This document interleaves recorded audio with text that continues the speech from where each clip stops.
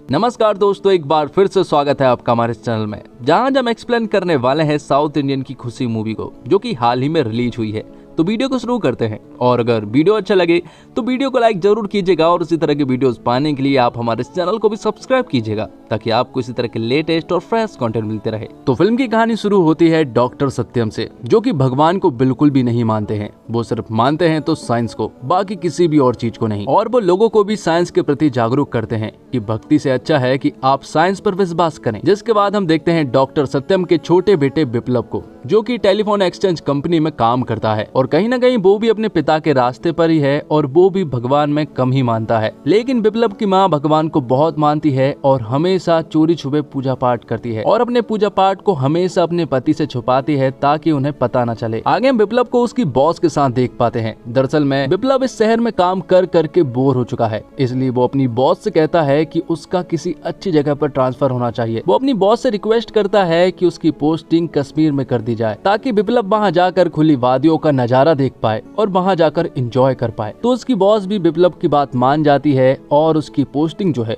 वो कश्मीर में कर दी जाती है। जिसके बाद सीन शिफ्ट होता है कश्मीर में, जहाँ पर कि विप्लव पहुँच चुका था। जैसे ही वो वहाँ पर कदम रखता है तो उसे एक अलग तरह की खुशी महसूस होती है। उसे ऐसा लगता है कि जैसे वो जन्नत में आ गया हो। लेकिन तभी अचानक से यहाँ पर एक बहुत बड़ा धमाका होता है। जिस रास्ते से विप्लव जा रहा होता है उसी के बाजू में एक बहुत बड़ा धमाका होता है, और मालूम चलता है कि भारत और पाकिस्तान के बीच में युद्ध छिड़ चुका है, और जिस एरिया में विप्लव रुका हुआ था उस पूरे एरिया में कर्फ्यू लगा दिया गया है, जिस वजह से अब कोई भी इंसान घर से बाहर तो नहीं निकल सकता। लेकिन विप्लव के लिए ये एक नई जगह थी। यहाँ का रहन सहन भी बहुत अलग था, और विप्लव को खाने पीने से लेकर फ्रेश होने में तक दिक्कत हो रही थी, और ना ही मोबाइल फोन्स में नेटवर्क थे, और ना ही वो वापस जा सकता था। उसने सपने में भी ये नहीं सोचा था कि उसके साथ भी ऐसा कुछ हो सकता है।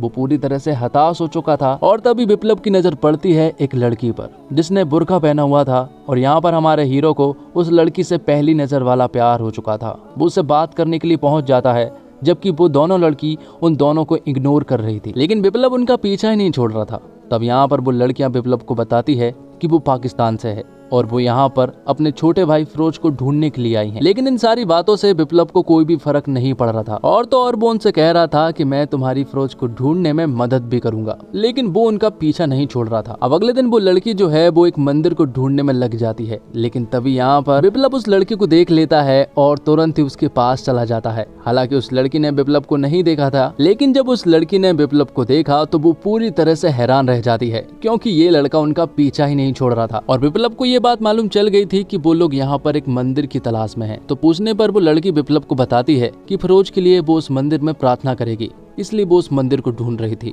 वो उस मंदिर में जाकर प्रार्थना तो करती है, लेकिन विप्लव भी उनके साथ ही रहता है। ऐसे कई सारे दिन बीत जाते हैं, लेकिन फिरोज तो नहीं मिलता है। लेकिन यहाँ पर विप्लव और उस लड़की के बीच में एक कनेक्शन सा बन गया था। बहुत दिन साथ रहने के बाद वो लड़की विप्लव को छोड़कर चली जाती है। लेकिन जब विप्लव को मालूम चला कि वो पाकिस्तान वापस जा रही है, तो यहाँ पर विप्लव तुरंत ही उस ट्रेन में पहुंच जाता है, जहाँ पर वो लड़की विप्लव को सब कुछ सच सच बता देती है। वो बताती है कि मैं पाकिस्तानी नहीं हूँ और ना ही मुस्लिम हूँ, मैं ब्राह्मण हूँ और मेरा नाम आराध्या है, और ऑफिस के सिलसिले में मैं यहाँ पर आई थी, और कोई प्रॉब्लम ना आए इसलिए उसने बुर्का पहन रखा था। लेकिन विप्लव यहाँ पर आराध्या को अपने दिल की बात बता देता है, और कहीं ना कहीं आराध्या भी विप्लव को पसंद करती है। आराध्या ने विप्लव से इतने सारे झूठ बोले, इसके बावजूद विप्लव के अंदर आराध्या को लेकर कुछ भी नहीं था। उसके अंदर तो आराध्या को लेकर सिर्फ और सिर्फ प्यार था। लेकिन प्रॉब्लम ये नहीं है, बल्कि प्रॉब्लम तो आराध्या और विप्लव की फैमिली है। आराध्या के पिता श्रीनिवास राव हैं, और वो शहर के बहुत बड़े पंडित हैं। और टीवी के एक न्यूज चैनल पर श्रीनिवास राव और सत्यम के बीच में एक बहुत ही तगड़ी डिबेट चल रही थी, जिसमें कि एक भगवान को मानता है तो दूसरा सिर्फ और सिर्फ साइंस को मानता है। उनके बीच में एक झगड़ा सा हो चुका था, और ये सारी न्यूज विप्लव और आराध्या भी देख रहे थे। वो इन्हें देखकर समझ चुके थे कि हमारी शादी में बहुत सारी प्रॉब्लम्स आने वाली है। जिसके बाद आराध्या के घर के सीन को दिखाया जाता है, जहाँ पर कि हम आराध्या की दादी को देख पाते हैं। दरअसल आराध्या कश्मीर इसलिए गई थी ताकि वो अपनी दादी के घुटनों की एक चमत्कारी मंदिर में पूजा करवा सके। वहाँ दूसरी तरफ रात के टाइम में विप्लव अपनी माँ को आराध्या के बारे में बताता है। उसे आराध्या बहुत पसंद आती है, लेकिन जब विप्लव उन्हें बताता है कि ये श्रीनिवास राव की बेटी है, तो विप्लव की माँ पूरी तरह से शॉक्ड रह जाती है। वो इस वजह से नहीं कि श्रीनिवास राव की बेटी आराध्या है, बल्कि इस वजह से क्योंकि विप्लव की माँ भी श्रीनिवास राव की बहुत बड़ी फैन है। तब विप्लव अपनी माँ की बात आराध्या से करवाता है, और आराध्या जब यहाँ पर विप्लव की माँ से बात कर रही थी, तभी उसकी दादी को मालूम चल जाता है कि दरअसल में वो किससे बात कर रही है। तब यहाँ पर आराध्या उन्हें सब कुछ सच सच बता देती है कि उसे एक लड़के से प्यार है और वो लड़का डॉक्टर सत्यम का बेटा है। और ये सुनकर तो उसकी दादी पूरी तरह से हैरान रह जाती है। आराध्या की दादी आराध्या से कहती है कि दुनिया में तुझे वही लड़का मिला प्यार करने के लिए जिस लड़के के पिता से तुम्हारा पिता फिलहाल तो सबसे ज्यादा नफरत करता है। और यहाँ दूसरी तरफ विप्लव अपनी बॉस को मनाने में लगा हुआ था क्योंकि वो अपना ट्रांसफर पुणे में चाहता था जहाँ पर की आराध्या और उसकी फैमिली रहती है। लेकिन ये पॉसिबल नहीं था। लेकिन बहुत सारे पापड़ बेलने के बाद उसका ट्रांसफर पुणे में हो जाता है। लेकिन प्रॉब्लम ये है कि आखिरकार वो लोग अपनी फैमिली को कैसे बताए कि जिस फैमिली से वो रिश्ता जोड़ने के लिए जा रहे हैं वो फैमिली आपके फैमिली के रूल्स के पूरी तरह से अगेंस्ट है। लेकिन उन्हें बताना तो होगा। इसी बात पर यहाँ पर आराध्या और विप्लव चर्चा करते हैं और वो डिसाइड करते हैं कि वो आज ही अपनी फैमिली वालों को बताएंगे कि वो किससे प्यार करते हैं और उन्हें सपोर्ट करना ही होगा क्योंकि अपने बच्चों के लिए वो इतना तो कर ही सकते हैं। तब दोनों अपनी फैमिली वालों को बता देते हैं और दोनों फैमिली वालों की एक मीटिंग रखी जाती है जो कि बहुत ही प्रॉब्लम के बाद रखी गई थी। तो यहाँ पर श्रीनिवास राव और डॉक्टर सत्यम आमने सामने थे। जो कुछ भी बात होती वो अपनी एक दूसरे की बात को काट रहे थे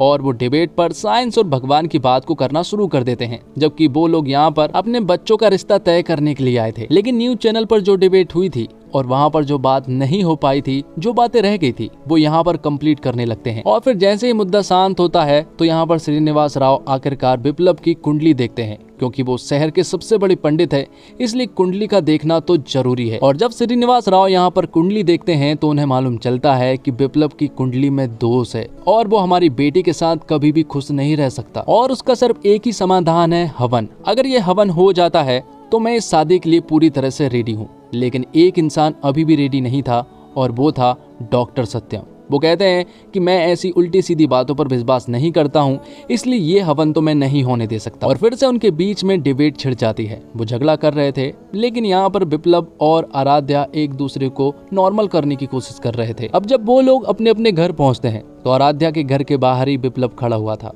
यहाँ पर आराध्या अपने पिता श्रीनिवास राव से कह रही थी कि वो विप्लव से बहुत ज्यादा प्यार करती है और हवन का होना इतना जरूरी भी नहीं है क्योंकि साथ में रहने के लिए प्यार ही जरूरी है। लेकिन ये सारी बातें श्रीनिवास राव को बहुत ज्यादा खराब लगती है और वो तुरंत ही अपनी बेटी आराध्या को घर से बाहर निकाल देते हैं। जैसे ही वो बाहर निकालते हैं तो विप्लव वहीं पर खड़ा हुआ था।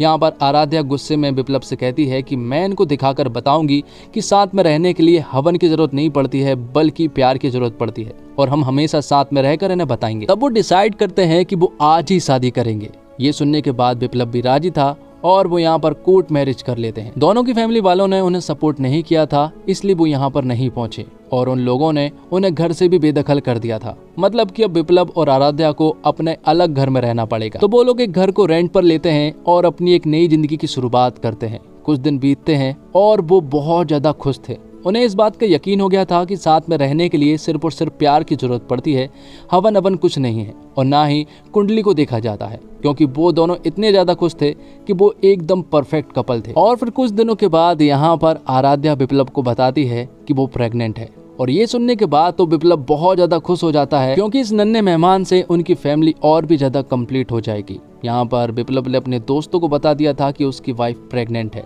लेकिन जब वो डॉक्टर के पास जाते हैं तो उन्हें मालूम चलता है कि यहाँ पर आराध्या का मिसकैरेज हो चुका है। उन्होंने अपना बच्चा खो दिया था, लेकिन डॉक्टर उन्हें समझाती है कि ये बहुत नॉर्मल है। लेकिन प्रॉब्लम ये नहीं है, बल्कि प्रॉब्लम तो ये थी कि विप्लव के दोस्तों ने विप्लव और आराध्या के घर वालों को बता दिया था और ये सुनने के बाद दोनों की फैमिली वाले भी बहुत खुश थे। वो तुरंत ही इनके घर पर आ जाते हैं क्योंकि ऐसे खुशी के माहौल में तो कोई भी किसी को भी माफ कर देता है। लेकिन जब दोनों फैमिली यहाँ पर पहुँचती है तो आराध्या के पिता और यहाँ पर डॉक्टर सत्यम को मालूम चलता है कि आराध्या का मिसकैरेज हो चुका है और उन्होंने बच्चा खो दिया है। ये सुनने के बाद श्रीनिवास राव जो है वो उनके ऊपर हावी हो जाते हैं। वो कहने लगते हैं कि मैंने पहले ही कहा था लड़के की कुंडली में दोष है और हवन होना जरूरी है। अब ये सारी बातें हो जाने के बाद अगले दिन से आराध्या और विप्लव के बीच में झगड़ा शुरू हो जाता है। विप्लव आराध्या से कहता है कि तुम्हें घर वालों को बताने की क्या जरूरत थी कि तुम्हारा मिसकैरेज हो गया है, लेकिन यहाँ पर आराध्या उससे कहती है कि मैं अपने परिवार वालों को धोखे में नहीं रखना चाहती। इसी वजह से उनके बीच में एक जोरदार झगड़ा होता है। अब उनके बीच में चीजें नॉर्मल नहीं रह गई थी। उनके बीच में हमेशा सिर्फ और सिर्फ झगड़े हो रहे थे। दोनों एक दूसरे से ठीक ढंग से बातें भी नहीं कर रहे थे।